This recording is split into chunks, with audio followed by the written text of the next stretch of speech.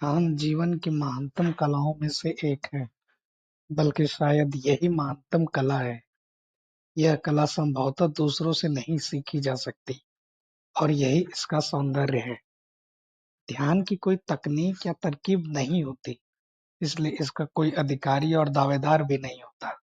जब आप स्वयं का निरीक्षण करते हुए अपने बारे में सीखते हैं, अर्थात किस तरह आप खाते-पीते हैं, किस ढंग से आप चलते-फिरते हैं या क्या बातचीत और गपशप करते हैं, आपका ईर्ष्या करना, नफ़रत करना, जब आप अपने भीतर और बाहर इन सारी चीज़ों के प्रति सजग और सचेत होते हैं, तो बिना किसी काट-छाँट के, तो यह ध्यान का ही अंग है।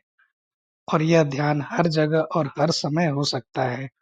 जब आप किसी बस में बैठे हों या जब आप धूप और छाया से परिपूर्ण किसी वनस्थली में टहल रहे हों या जब आप पक्षियों में गाने सुन रहे हों या जब आप अपनी पत्नी या अपने बच्चों के चेहरे को देख रहे हों। ध्यान का सहसा सर्वाधिक महत्वपूर्ण हो जाता है, कितना अद्भुत और विचित्र है। ध्यान जिसका न आदि है न अंत है, वह वर्षा की एक बूंद के समान है। इसी बूंद में छिपी है सारी नदियाँ और जलधाराएँ। इसी में समाये हैं बड़े-बड़े समुद्र और जलप्रपात। जल की यह बूंद पृथ्वी को भी पोषण देती है और मानव को भी। इसके बिना यह धरती रेगिस्तान बन जाती। ध्यान के बिना हमारा हृदय भी उजर बंजर और मरुस्थल हो जाता है। ध्यान का अर्थ यह पता लगाना है कि अपनी सारी गतिविधियों और अपने सारे अनुभवों समेत मस्तिष्क का पूर्णतः शांत हो सकता है, बाध्य होकर नहीं।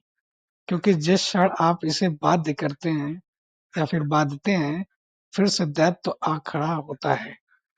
द्वैत का मतलब दो भाव।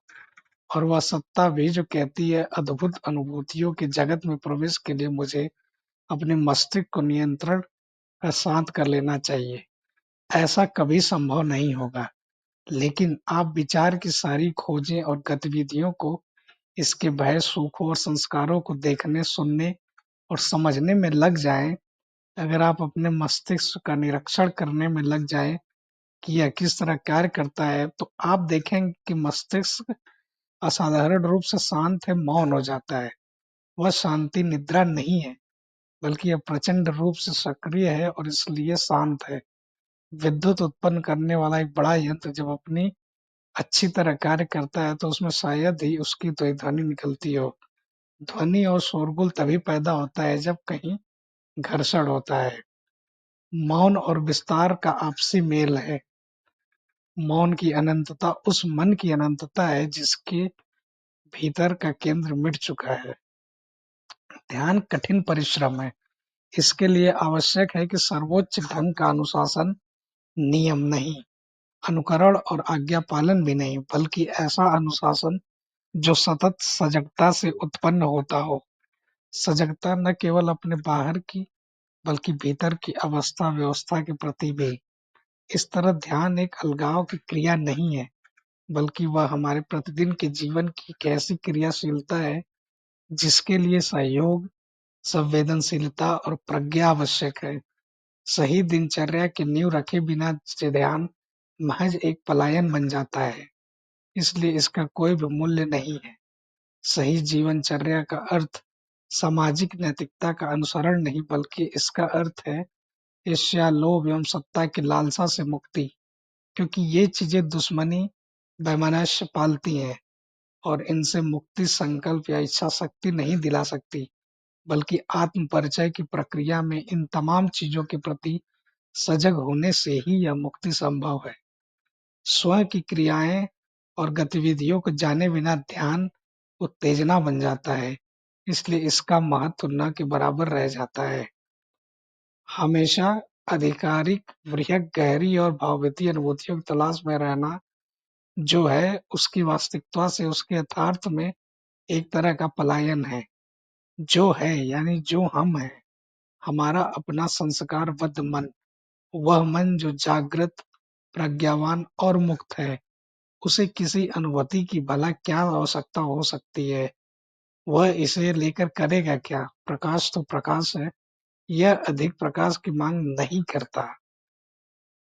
ध्यान अत्यधिक असाधारण और अद्भुत चीज़ों में से एक है, और अगर आपको पता नहीं है कि वह क्या है, तो आप जगमगाते रंगे, झिलमिलाते प्रकाश और छाया के जगत में जीने वाले एक अंधे व्यक्ति के समान हैं।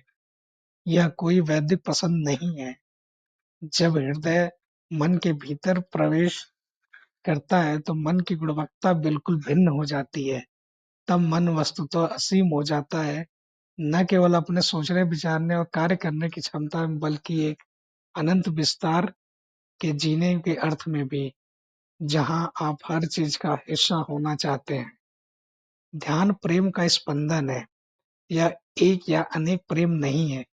यह जल के समान है जिसे कोई भी पी सकता है। यह जल सोने के पात्र में रखा हो या मिट्टी में, लेकिन यह कभी खत्म होने वाला नहीं है। और एक विचित्र घटना घटती है जिसे किसी मादक द्रव्य आत्म सम्मोहन द्वारा पैदा नहीं किया जा सकता। कुछ ऐसा घटित होता है मानो स्वयं अपने ही भीतर प्रवेश करने लगा हो। सतह से चलकर जब तक अपने भीतर गहरे से गहरे उतरता चला जाए, तब तक गहराई और ऊंचाई अपना अर्थ न खो दे और हर तरह की सीमा न समाप्त हो जाए।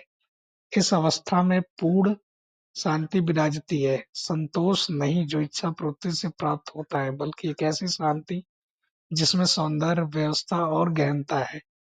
और यह कोमल और नाजुक इतना है कि इसे आप एक फूल की तरह मसल कर नष्ट कर दें, परंतु यह अपनी असुरक्षा, सकुमारता के कारण ही अनश्वर और अविनाशी है।